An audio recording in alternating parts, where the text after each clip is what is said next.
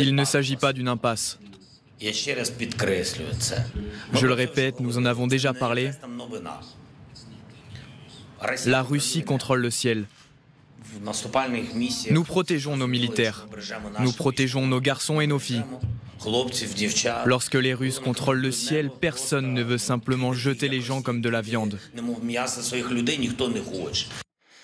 Voilà pour cette réponse sur laquelle on va revenir. Mais tout d'abord, l'actualité sur le terrain en Ukraine, ce sont ces frappes qui prouvent que justement Kiev ne renonce pas à atteindre la Russie par d'autres moyens que sur la ligne de front, en détruisant notamment sa force de frappe à distance avec des missiles longue portée. Hier soir, un chantier naval a été frappé à l'extrémité est de la Crimée occupée, à Kerch, ville éponyme, ville d'où part bien sûr le pont éponyme. Et selon un média pro-ukrainien, Crimean Wind, voilà ce qui a été touché, ce qu'on aperçoit de très très loin ici à l'image. Ce serait un navire lance-missile Askold, l'un des navires les plus récents et les plus moderne de la flotte russe de la mer Noire, toujours selon ce média indépendant, qui serait capable d'ailleurs de tirer des missiles calibre. Bonjour à vous Gaëtan Powys, merci de nous rejoindre. On va décrypter cette actualité avec vous, également en plateau avec Bélir Nabli qui est présent à nos côtés, professeur de droit, consultant international au cabinet Lysias Partners. Marc Semo également, bonjour Marc, journaliste spécialisé dans les questions internationales, collaborateur au Monde et à Challenge. Natalia Turine également avec nous, ainsi que Arlette Chabot. Gaëtan Powys, que sait-on déjà de cette cible des Ukrainiens aujourd'hui, de ce navire lance-missile Askold? Est-ce que c'est une frappe importante s'il a bien été détruit par les Ukrainiens?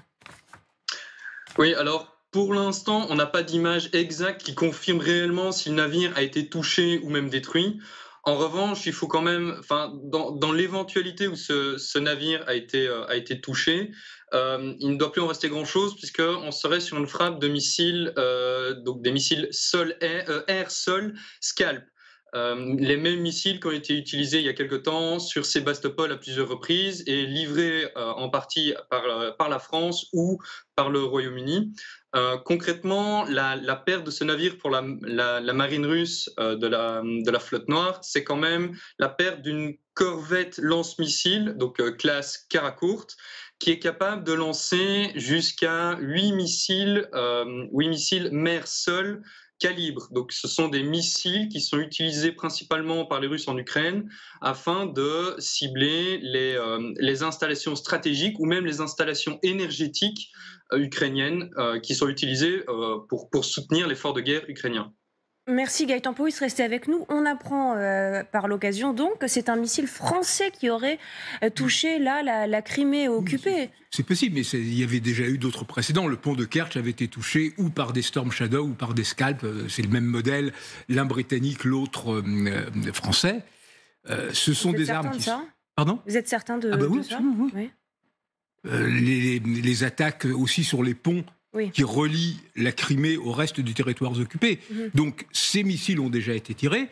C'est pas ça qui change la donne de la guerre, mais ça montre simplement que toujours plus pour les Ukrainiens, la Crimée est un objectif de guerre, est un front, que ce n'est pas la Crimée en dernier, que c'est même une des priorités, et jusqu'ici avec un certain succès, puisque le pont de Kerch, malgré les mises en garde de Poutine, a été bombardé plusieurs fois. Les ponts donc, qui relient la Crimée au reste du territoire ont été bombardés. Sébastopol a été bombardé, y compris le quartier général de l'Amirauté et de la flotte de la mer Noire. Donc voilà, la Crimée est dans la guerre, et c'est très important, parce que pour les Ukrainiens, c'est peut-être un des premiers objectifs réalisables. Natalia Turine. Je voulais juste faire une précision. Bien sûr, historiquement, on dit que c'est très important, la Crimée. Mais ces derniers temps, puisque la Crimée est une zone occupée, donc elle est sous sanction, qu'est-ce qui se passe dernièrement au sein de l'Église ? Celui qui était le confessionnaire de Poutine, le père Tikhon, le métropolite Tikhon, qui avait sa paroisse à côté de la datcha de Poutine, était renvoyé par Kirill à la Crimée. Désormais, il est devenu le métropolite de la Crimée. Pourquoi ? Parce que tout de suite, il va être mis sous sanction. Ce qui veut dire qu'il va être tout de suite éjecté de la course à la succession à Kirill. Ce que je veux dire par là, c'est que la Crimée, aujourd'hui, pour les Russes, est devenue une espèce de bagne pour des gens qu'on envoie là-bas parce que c'est devenu une zone pour les gens dont on ne serre plus la main. Et une autre précision... Et c'est aussi une base arrière pour l'armée russe. Bien sûr, sauf, là-dessus, j'ai aussi une précision historique. Il y a plusieurs flottes en Union soviétique et en Russie après. Et la flotte de la mer Noire a toujours été la plus faible et la moins stratégique pour une simple raison, parce que c'était la plus corrompue. Oui. Parce que, comme c'est la mer Noire et le climat est très très bon, ceux qui étaient envoyés pour travailler à la flotte de l'Union soviétique de la mer Noire étaient des cancres de la flottille. Les plus forts étaient plutôt vers le Pacifique et vers le nord. Donc, j'insiste toujours sur le fait que, bien sûr, c'est un très très joli territoire, mais stratégiquement, ça a toujours été une terre qu'on n'avait jamais du mal à prendre. Oui. Je parle des Français, des Anglais, et j'ai presque l'impression que ça ne va pas faire un effet terrible si jamais la Crimée était prise. Et aujourd'hui, la preuve, c'est que on envoie les gens presque pour les punir. Oui, enfin, on sait aussi que les missiles qui frappent les grandes villes ukrainiennes, ils sont tirés notamment depuis ces navires et depuis la mer Noire. Le fait que ce navire se soit trouvé à cet endroit-là, à Kertch, c'est le signe il y avait une tentative de mise à l'abri. Gaëtan Powys, on se souvient bien sûr de ses frappes sur Sébastopol, au début du mois de septembre, et des dégâts qu'elle avait infligés. C'est ça la signification de sa présence là, à Kertch? Alors, il faut savoir qu'à Kertch, il y a un chantier naval qui est capable de construire ce type de navire.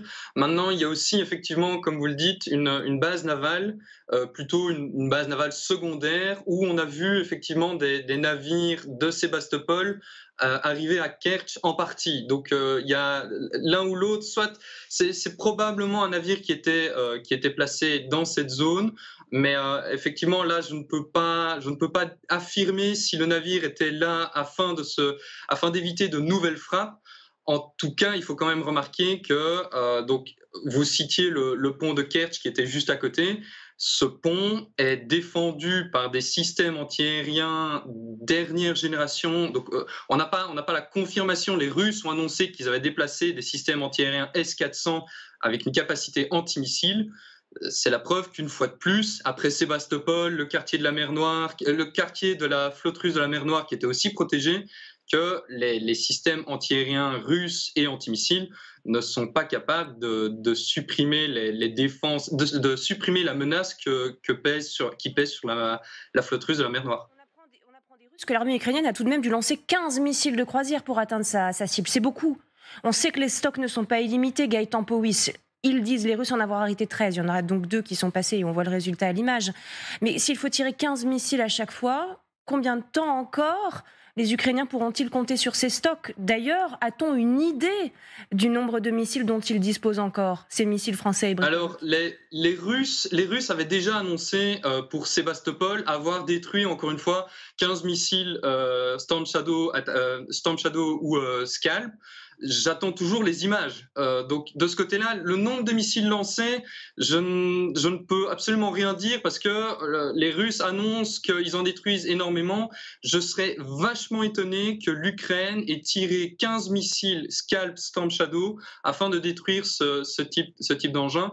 Maintenant, c'est vrai qu'en termes de stock, là, déjà, la réponse est simple. On ne le sait pas. Ces missiles représentent, avec les ATACMS, représentent la fine fleur des capacités de frappe longue portée de l'Ukraine. En revanche, on estimerait qu'on est sur quelques dizaines de missiles livrés. Et donc, c'est la preuve que tirer 15 missiles pour détruire le QG de la flotte de la mer Noire et de nouveau tirer 15 missiles pour détruire cette petite corvette, pour moi, c'est vachement improbable. Ouais.